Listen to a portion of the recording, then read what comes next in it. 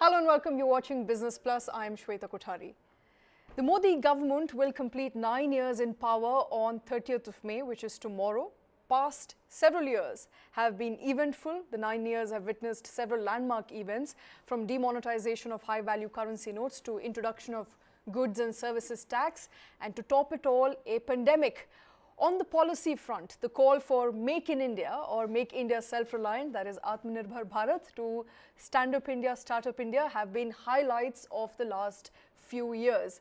We will be discussing the hits and misses of the Modi government's broader economic parameters, policies that they have rolled out in the last 9 years. Joining me at this point in time is Subhomoy Bhattacharjee. He is a senior journalist. Also with us, Karan Mehrishi, who's an economist. Also joining us on the show will be Sandeep Chhetri. He is the Chief Executive Officer of Trade India. Gentlemen, appreciate you taking time out. Karan, I want to come to the first very important pillar of growth, development, and that is the banking sector. India's banking sector has been one of the biggest beneficiaries, as some would say, under the Modi regime. Banks were NPA saddled when the government came to power. They are much better placed now. In fact, data suggests that NPAs have fallen to a 6-year low of 7.6% as of March 31st, 2022. How do you make of, the Modi government's policies in the banking space? Well, thank you, Shweta, for having me on the show. To talk about the banking sector, I think the system has been well managed by the government so far. In fact, as you were mentioning, the NPA identification and systemic cleanup happened under the Modi administration.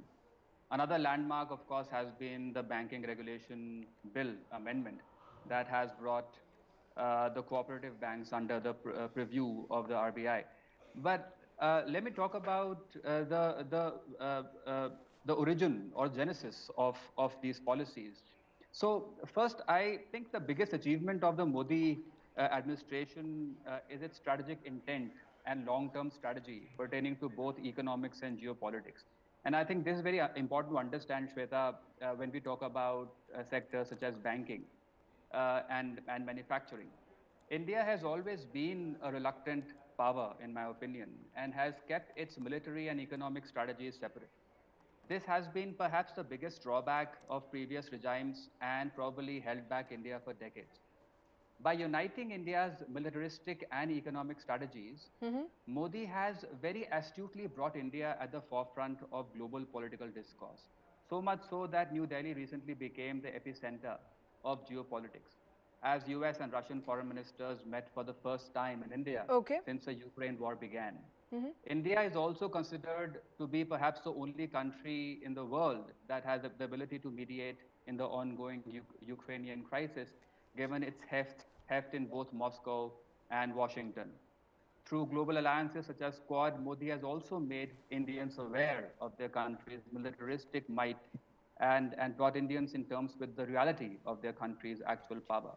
At the same time, if I talk about economics and bringing the banking sector and manufacturing perspective forward, through schemes such as Make in India, production-linked incentive scheme, and Karan, I will come to manufacturing in just a bit, because I want to go after all these major pillars of growth and development one after the other. But I want to specifically talk about the banking structure, and also joining us is Subhomoy at this point. Subhomoy, the government has strengthened insolvency and bankruptcy code, which has helped banks recover their debt. NPAs are down. There is a mega merger. We saw of 10 state-owned banks in 4 parts. So part of the bigger consolidation plan to strengthen the banking structure in India. As someone who's been tracking this government very, very closely, what do you make of the reforms that we've seen in the banking space? Banking space, okay, let me put it on which way we look at the reforms in the economic space. Basically, what we have seen is that the most difficult reforms have been in the Indian economy, those are factors, which is land, labor, and capital. So reforms, when you mean bringing a factory into place, making its products go out in the market, that was something that was easier, but that was attempted in the earlier period of reforms, and more or less most of that has been got streamlined. Like, for instance, setting up a railway factory. It's not a complicated thing per se, but changing rules in which a land can be acquired, labor can be used, or capital, as you were talking about the banking sector, how capital is to be deployed. These are very difficult reforms because these have very political implications and they are extremely often, therefore, contested. What has been the Modi government's record in this? Well, it started out with land, and there it really couldn't go do much headway. But on capital reforms, it has been an excellent mover. Two things out there. First of all, it has actually recognized that the NPA problem, which is largely with the state-owned banks, will not go away unless some fundamental changes are made. What were those fundamental changes? One was that basically allowing banks to recognize what is a bad loan. That's a very major recovery effect. Second, because there was the issue about taking those loans to bankruptcy court. So we didn't have a bankruptcy court, and we set up the Indian bankruptcy code. And these two together, recognizing the loans, despite their political implications as bad loans, and taking those loans for resolution in the bankruptcy court, where the promoters don't get chance to claw back what they have, what they want to keep, has been a very salutary thing. It is this reason why you find that the rates of interest this time in India, the RBI, for instance, has been able to raise only gradually, or rather has been needed to raise only gradually. Because at the first sign of crisis, Indian rates would have to rise very sharply. That has not needed to happen. And why hasn't it needed to happen? Because India has been able to reform its capital market. So this is a solution which has been significantly major, I would say, from the Modi government. And the third thing related to this is the implementation of the goods and services tax bills, because that has changed again the cost of capital. So together, these three things, again, to reiterate, recognizing banking loans when they go bad, introducing a banking resolution, bankruptcy code, and the third, of course, is the introduction of the GST. And as you can see, after 2017, we are now in 2023, and GST has now clearly moved ahead in terms of the collections. You know, that average of 1 lakh, which seemed difficult, has been moved. It moved on to 1 lakh 20, and now we are regularly pushing above 1 lakh 50. That's a very big number. In fact, it's this year we are actually getting 160 and on more. But these are the three very major capital clearance measures, which is actually India's, I would say, in this government, these three are the key reform measures that have made this government stand out. Yes. Okay.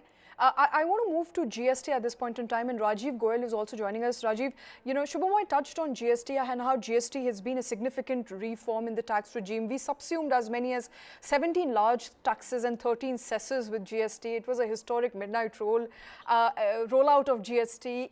How far do you attribute this, because the structural grounds for GST was set way back before Modi regime, and it was finally implemented with a lot of will and courage by the Modi government.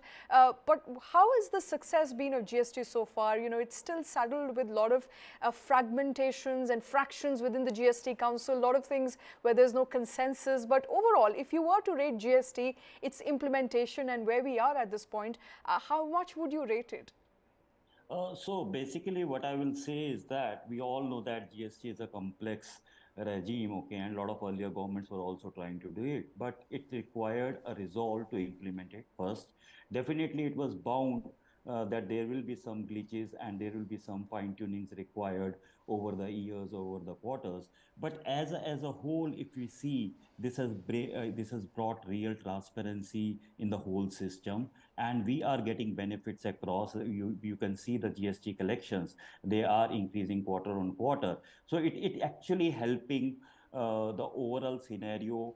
And also, we also need to understand that there are certain things which are correlated. Okay, today, if we talk about Indian entrepreneurship journey, okay, that we all know that what kind of opportunity India has. This Make in India, basically the spend which is being done on the manufacturing sector, ease of doing business. So basically government are able to do these things because of that transparency, that collections, overall system moving up. So overall, if you combine things, okay, this is really, really helping us. And I believe the Indian government led by Shri Modi ji, I'm 100% sure we are in the right direction, and this will reap benefits Okay. quarter on quarter. Okay. I also want to touch upon the hits and misses, of course. So it's not an ode to the government. It's not a praise for the government. It is to understand how well or how well we've fared economically and where we can do better.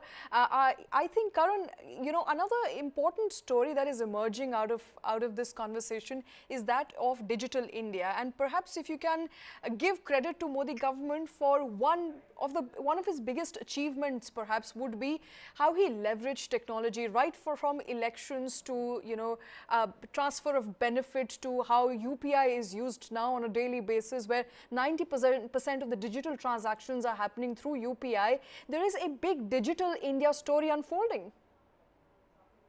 Well, the positive side of digitization, Shweta, is already well known, and you're mentioning that very clearly. But I think we have to also understand the negatives that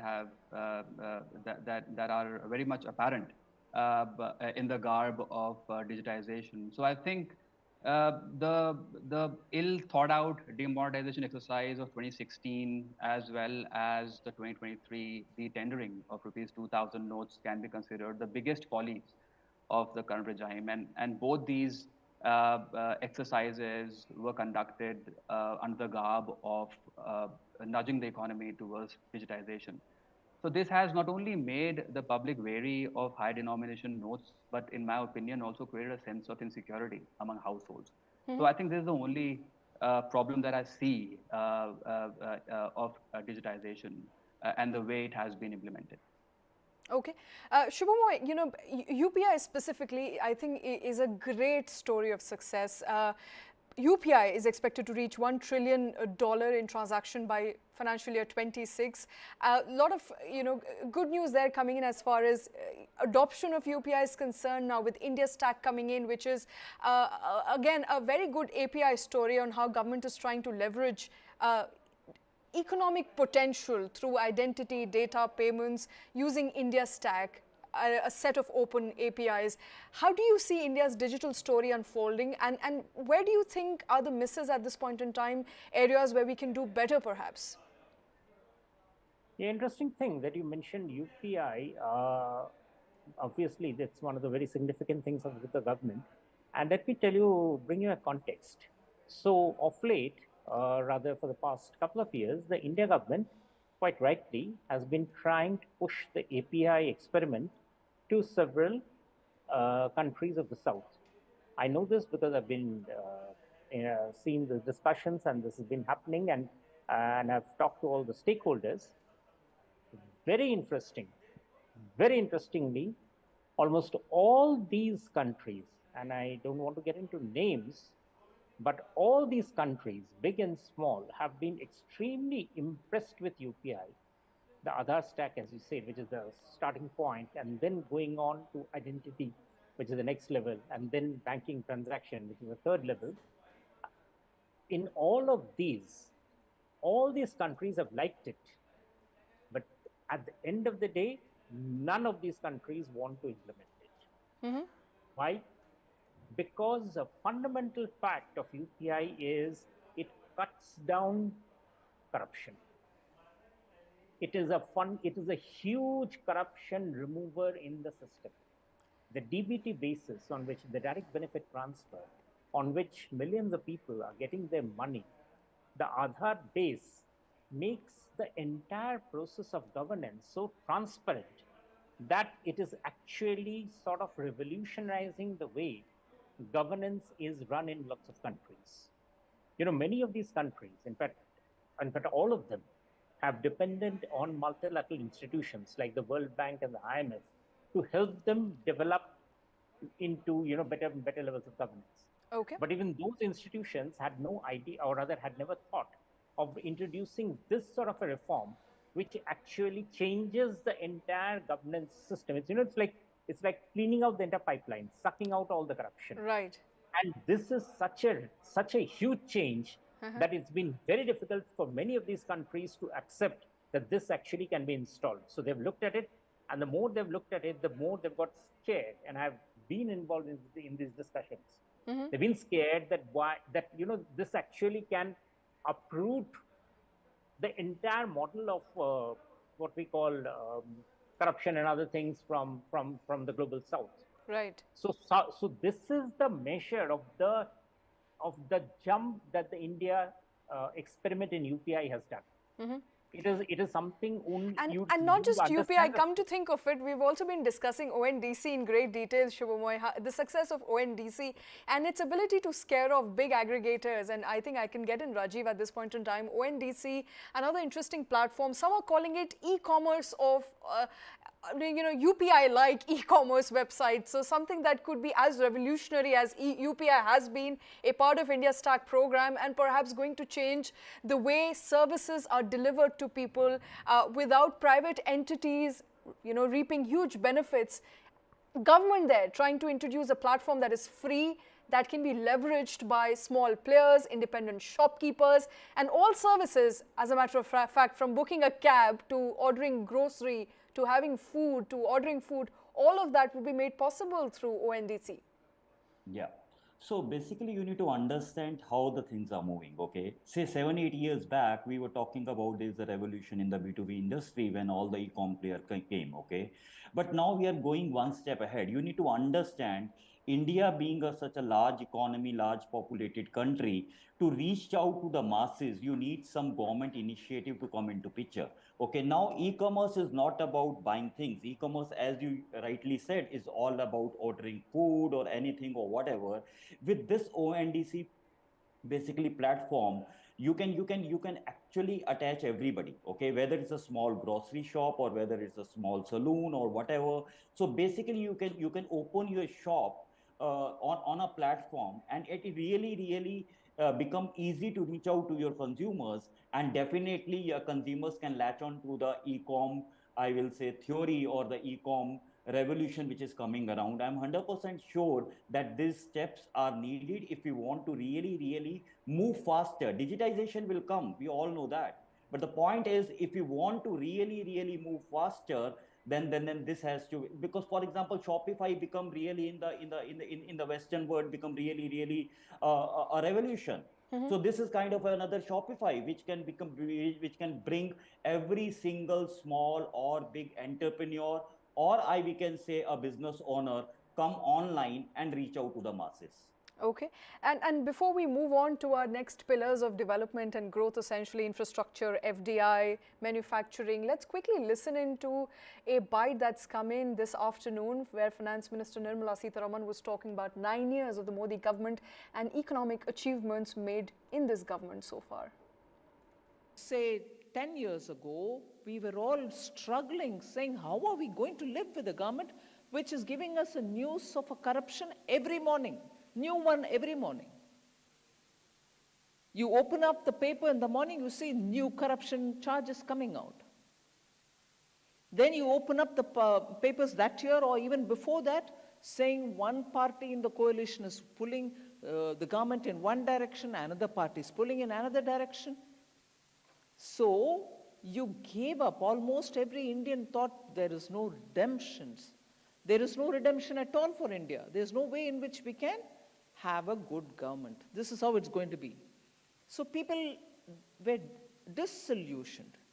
They thought if there are countries which had good government, why is it not possible in India? Now, contrast that picture with what we have in the last 9 years.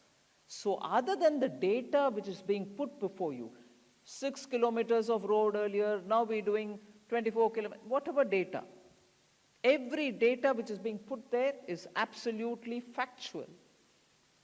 Multiple times in each one of those categories, we've improved our performance. So, but beyond that, there is something that I want to tell you. Mindset has changed. Those governing have changed their mindset. People who voted for such a government see the change in mindset even among our friends and families. Mindset change comes when the government trusts people and when people trust the government in turn. Prime Minister Modi, he'll never do anything wrong. He'll never do anything against the country. He'll always be energetic enough to serve the country. When I said Seva above, that's the point.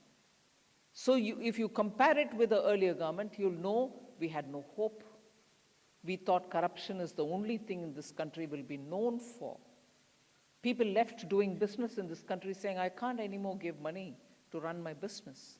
People left the country and went away.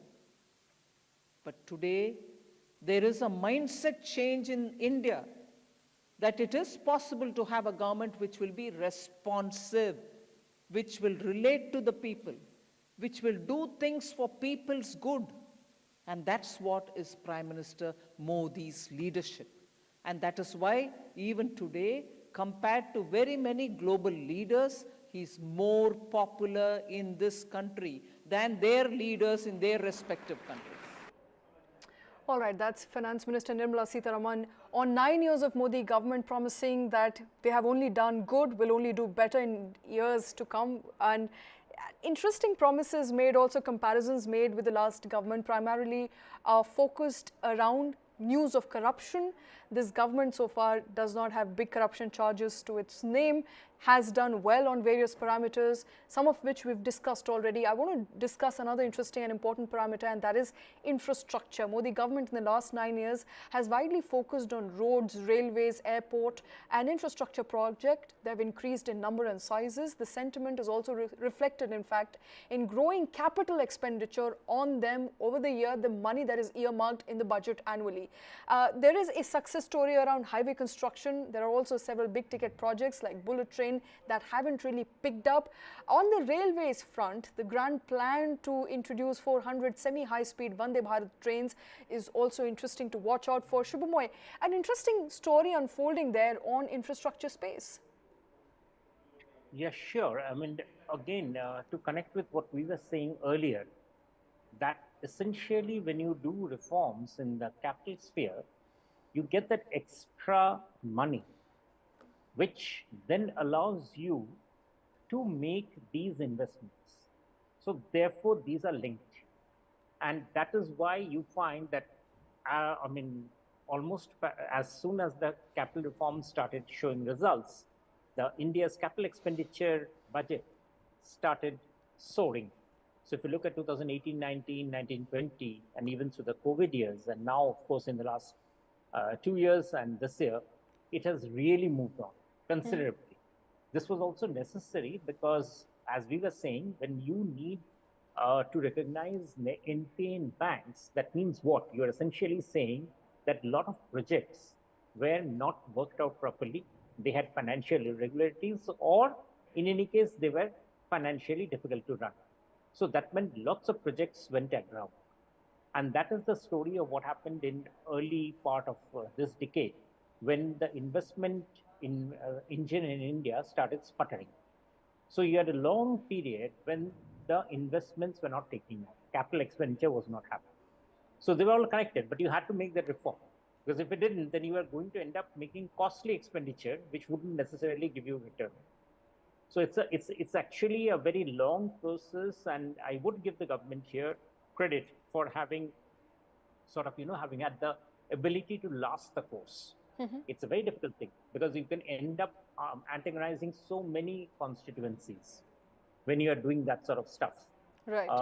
And essentially, the fact that today you and I, and we are all discussing the fact that our capital expenditure as a percentage of GDP is now crossing 3.5, which is a very huge number, is basically because of the fact that this reform in capital expenditure, in capital management, as I say, one of the three factors have actually been thought through.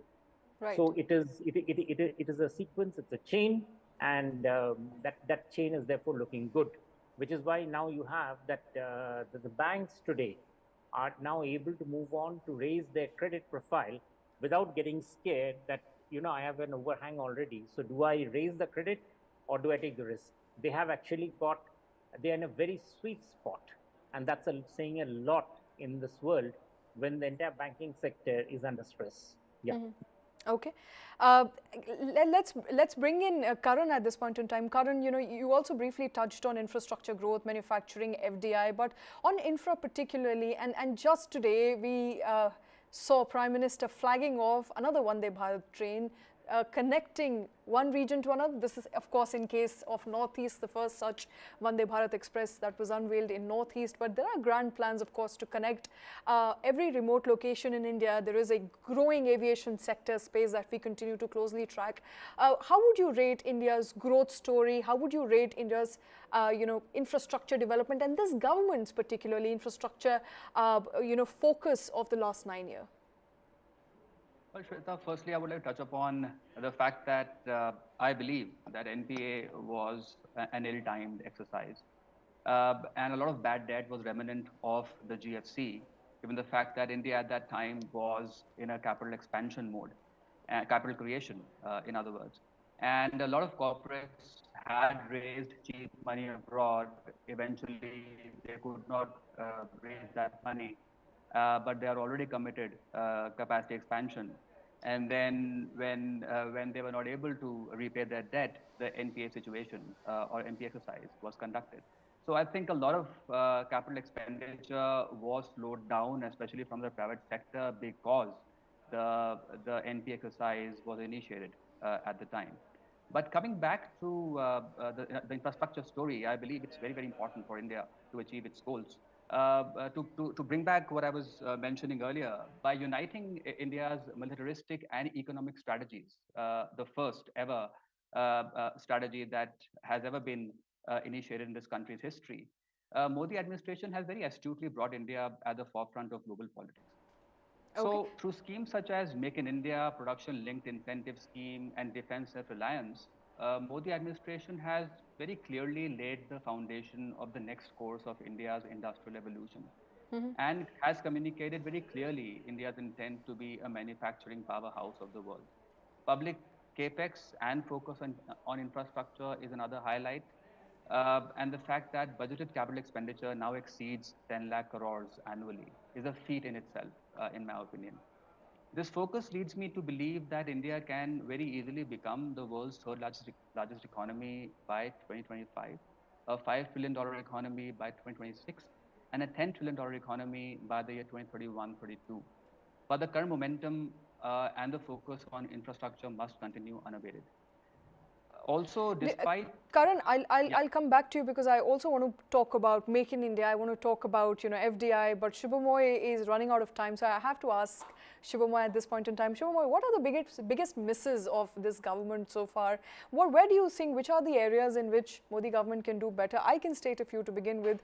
There is massive inequality. We continue to fare rather badly on hunger index, poverty, unemployment, and these make up for majority of the social issues that are currently grappling India. Well, Shweta, I wouldn't really say inequality is something that's sort of developed now. It's been there, and these are some things which are fairly long term. You don't expect a country with a per capita income of 2,200, 2,500 to be able to sort these out so suddenly. Like health expenditure, for instance. One of the problems is the health expenditure hasn't gone up. But then if you push it up, and I've written about it extensively, it will simply lead to wastage of that money, because most of the agencies connected with health do not have the capacity to soak in that money. So it is a sad fact, but it is that both health and education are sectors where it's not just pushing up money that will help. It is about administration. And that is something that the states will have to build up over time. It is something that all the agencies need to get together, and that is a project that is going on slowly. You can say, yes, that it probably needs to hasten, but adding in more money is definitely not the solution. I mean, I'm absolutely sure that it only lead to huge wastage. In fact, one area where there has been example of this is the power sector reforms. For 25 years, we've been talking about power sector reforms and bringing down the debt of the discoms. And it's only now, which is not surprising, that those debt has come down to something like less than 75 to 80,000. Okay. It's a huge change. That's a huge change because for the first time allows the power sector discoms and distribution companies to be able to invest in stuff which allows electricity to reach people. And if I talk of building block of economy for the poorest, electricity today is not a luxury. Electricity is essential for anybody to do anything in this life. Entrepreneurship cannot start off, women cannot, the entire concept of gender equality rests on provision of electricity. You take away electricity and you look at the number of things for which women run into problems.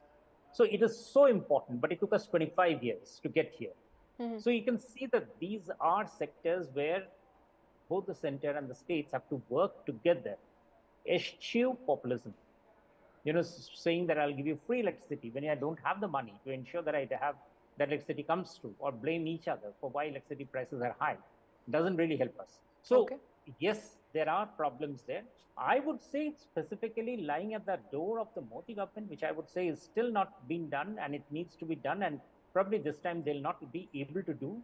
The next government will have to pick it up, which is labor reforms. This is something which every successive government has talked about, but has not been able to deliver. Labor reforms is, again, a political hot potato. It creates problems, but that is why you need the big majority to be able to swing it through. Now, if this government itself, with its big majority, can't swing labor reforms, then I'm not sure how far we shall be moving on that. Whereas, if we are trying to say that we want to pull in manufacturing from across the globe, even services sector to expand, we need employment. Well, that employment cannot come unless labor gets the flexibility. Unemployment problem and labor reforms are inextricably tied together.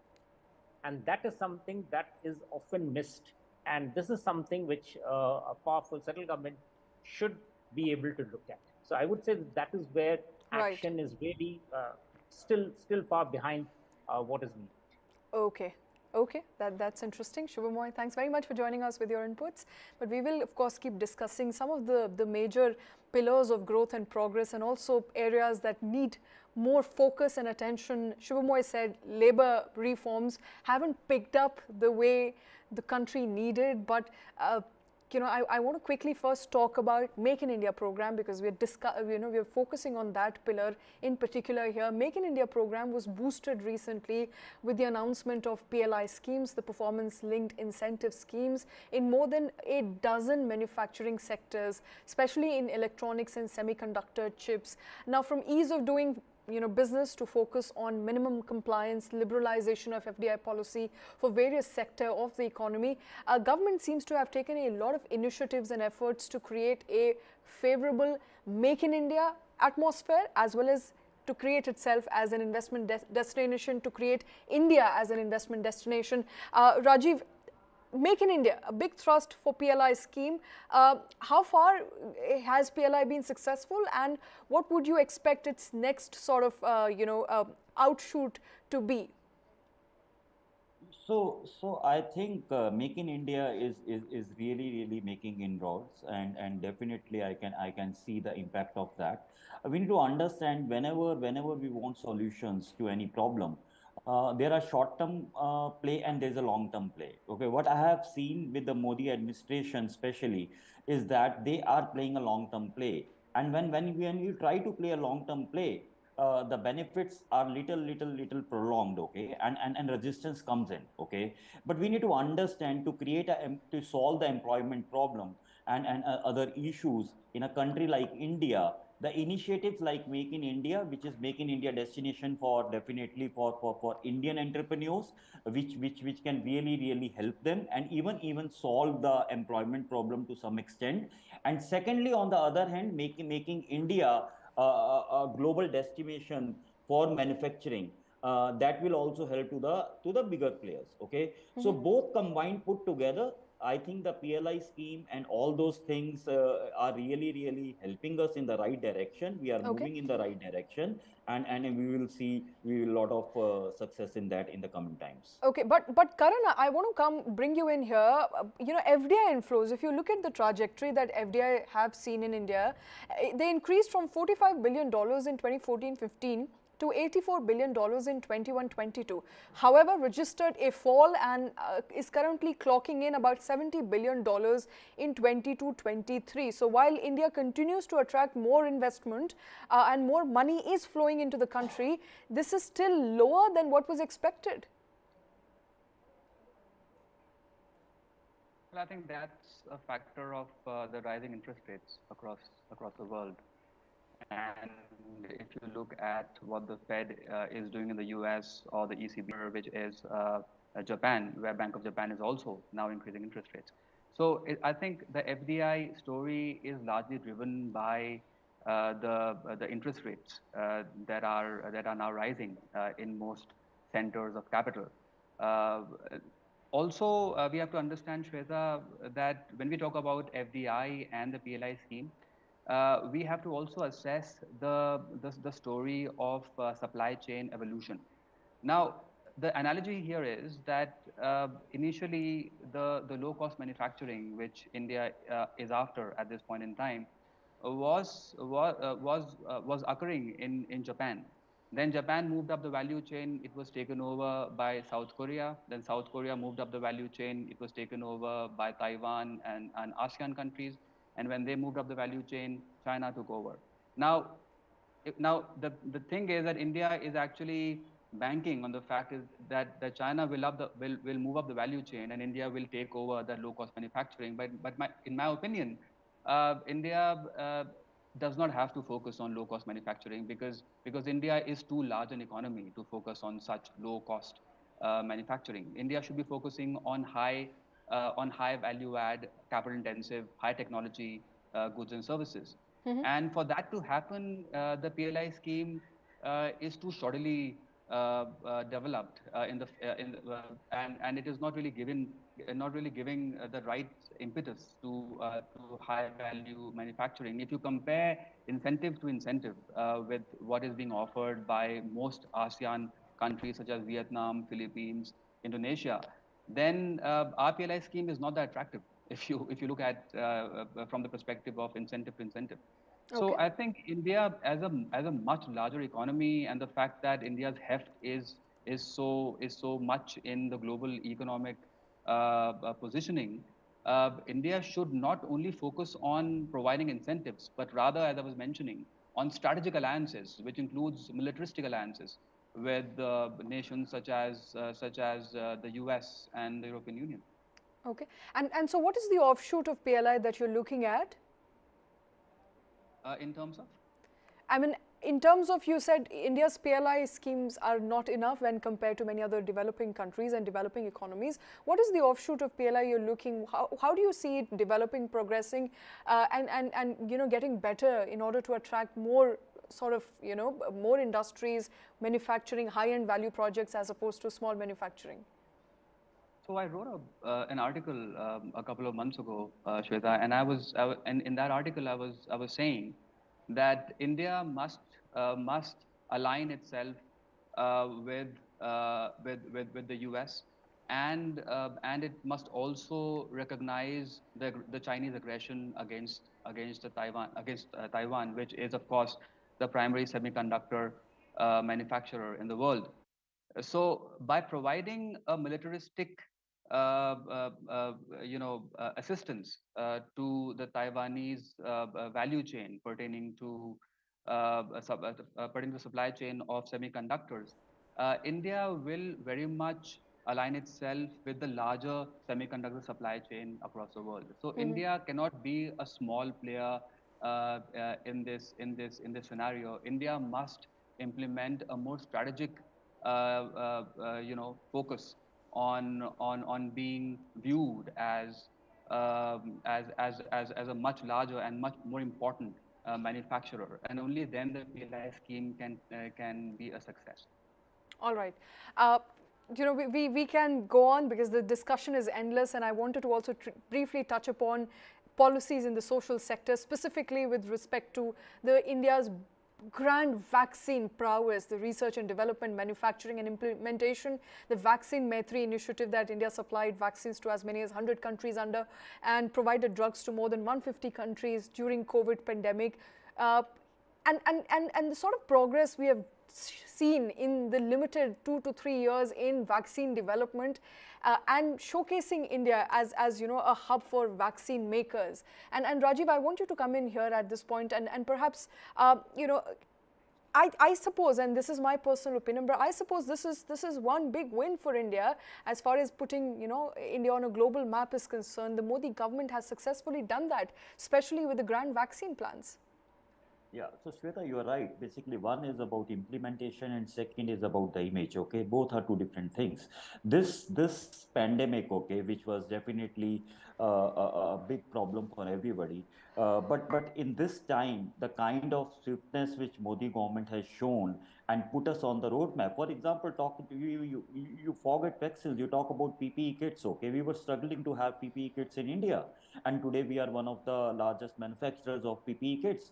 Similarly, vaccines, right? We create our own vaccine, but now today we are not only self-sufficient for our Indian population, but also we are thought as the largest manufacturer of vaccines. I think this is really a great achievement for all of us, and definitely this has also put us India on the forefronts on the world map. That in this, because here the major issue is not only manufacturing. The major point is not only manufacturing. The point is swiftness and becoming and creating that perception of such large scale in couple of years. Okay, I think that's the credit which is most important.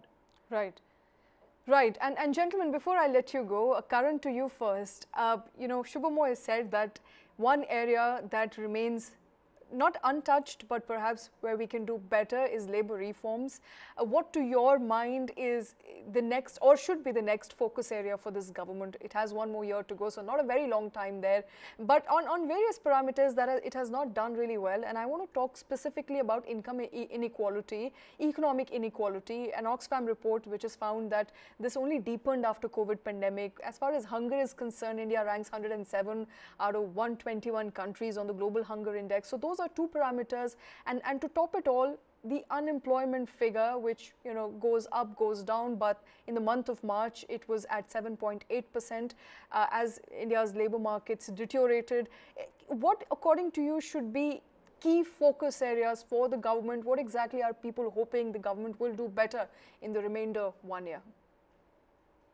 I'm not really taking the results of the global hunger report very seriously, given the fact that there are so many poor countries who can't even afford 2 meals a day, and they are figuring much ahead of India in the ranking. So it cannot be taken seriously, in my opinion. But I think the current government must continue to focus on infrastructure push, and I think that must continue.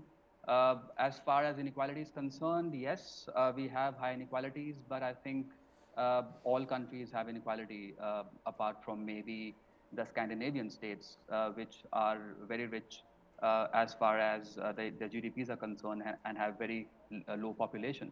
And for an unorganized economy like India, where almost 90% of the economy is unorganized, I don't think we have a very dependable metric to measure unemployment levels. So for example, the US targets an unemployment level of 4%, and it's a highly organized economy. And on the other hand, if we have a metric which says that the unemployment level is around 7 to 8%, given the fact that we are 90% unorganized, I think we are not doing that bad. Apart from that, I think despite the COVID and demonetization exercise, India has not only doubled its economy to almost $3.8 trillion, but also doubled its per capita income in purchasing power parity over the last 9 years.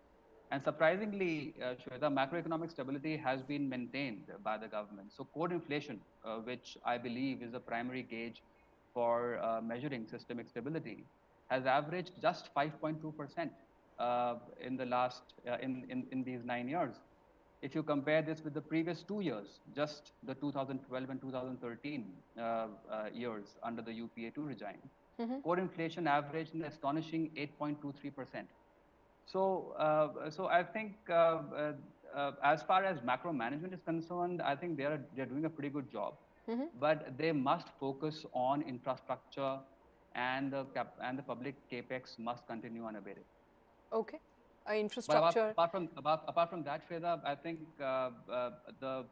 the labor reform issue that was previously being discussed here, I think it's a very tricky issue. So so for example, China has reformed its labor laws, but the thing is that China is a communist country and it can do that, and it is only focused on the eastern periphery where where Chinese industrialization is found. But India does not operate that way.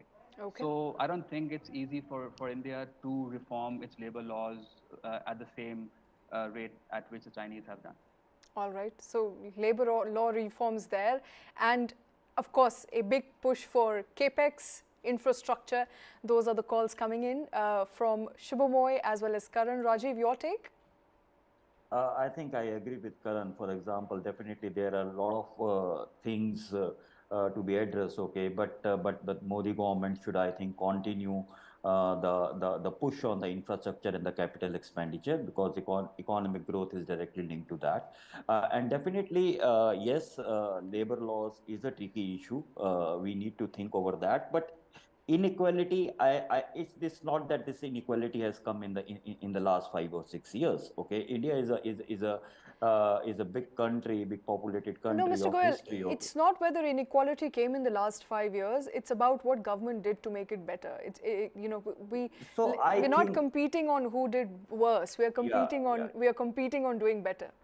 Yeah, so basically that's what I'm saying. Basically, because there are a lot of steps are being taken at a macro level, whether it's infrastructure development or a capital expenditure or whatever, and when the result of this will slowly seeding, and when these results seeding, we will start seeing these things also improving. So again, I'm thinking whatever they are doing is that they should keep priority on the economic development with infrastructure push and capital expenditure, and definitely a lot of welfare schemes and everything are there in the picture, but we need to see that how we can bring more benefits into the health and education. All right, gentlemen, appreciate you both taking time out and joining us on that very important story. And Modi government is all set to complete 9 years. We, of course, are tracking big pillars of growth and development. Lots of hits there, a few misses, 1 more year to go for government to focus a lot on capital expenditure on infrastructure, and perhaps reform labor laws. That's according to the experts who joined us this afternoon. Thanks very much for watching News9.